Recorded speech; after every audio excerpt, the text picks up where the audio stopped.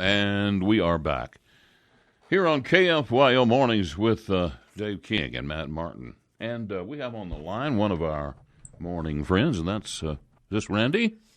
Yes, sir, it is. Good morning, guys. How you doing? Well, already hard at it this morning, and I'm glad you prompted me. Well, we might want to say this is Councilman Randy Christian. We want to say which Randy this is. Yes, you could say that. I was getting there. Oh, okay. Randy Christian from the Lubbock City Council, and you've got a big project that you've kind of undertaken, and I'm not sure that I'm up to speed on everything, but I'll bet you will bring us and the audience up to speed on what's happening at McAlister Park.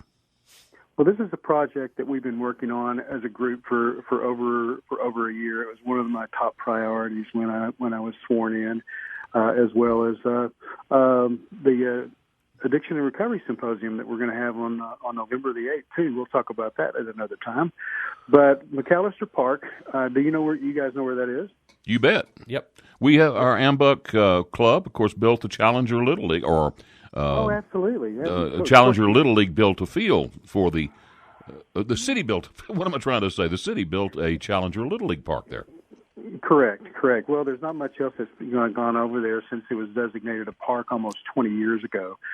And I've always felt that there's incredible opportunities for that park. So we started, one of the things I did is formed a group called Friends of McAlister Park, and we began to work on what we could do with that park. And then we have turned it into a master plan for the park that we're going to unveil tomorrow night at 5:30 at Lone Star Bank, and everybody's invited to come and take a look at what we want to do with that park. And also, we're particularly pleased and excited that we're going to be announcing a substantial private donation for what we want to do at the park also. Ooh, can you announce that now?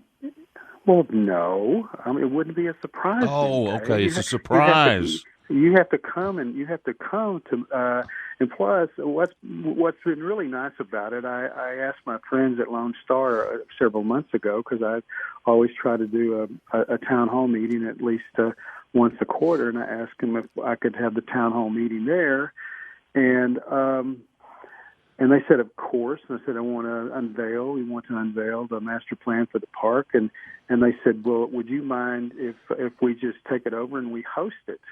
And so it's being hosted by the bank and also under the umbrella of Friends of McAlister Park. So we're going to have lots of fun there. They're going to have some door prizes there. It's not going to be we're not even calling it a town hall meeting. It's a celebration of announcing this park. So there's some food and fun and some other things in the unveiling of the park. So we encourage anybody to come. Tell us the bank and the location and the time again.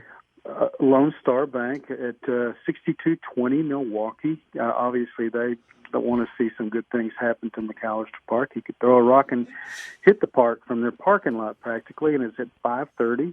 We're going to make the presentation starting at 6:30. So we'll just have lots of fun things that we want to announce, because it'll take years to do and lots of work, but something needs to be done to the park, and we're going to do it. Well, and Randy, the city is definitely moving that way. When they, I remember back when they designated that as McAlister Park, man, it was outside of Lubbock, and it was out in the boondocks. Pretty much. But now there is. Everything has grown up around it. It's time to make a real park out of it. Well, it's 300 acres, or just short of 300 acres. It's which a big one, isn't it? With a playa lake in the middle of it, of course. But from our city's 2040 plan, one of our charges that's in that plan is for us to work and towards maximizing our playa lakes all across the city. And quite honestly, I think we've done a very good job for the most part of doing that. If you see the playa lakes that are now parks, but I want to stress one thing that we want to do with the park, and the centerpiece will always be what we're calling a prairie trail, which is already out there. If you go out there, the maintainer has carved those trails and walking paths, and there's a path that's 3.5 miles long. But what we want to do is go back and keep that prairie trail look and feel. But moving forward, we want to plant and reclaim that area with native grasses. And we've already been talking to some experts that know how to do that sort of thing. So we want to keep it in its native state as much as possible. Not the kind of native grasses that have spikes, though, right? And spines and stuff. No, it's really been interesting, Matt, to learn about that. There's hundreds of different types of prairie grasses, and there's some experts in our community. And if you think about it, that's basically what CRP land is.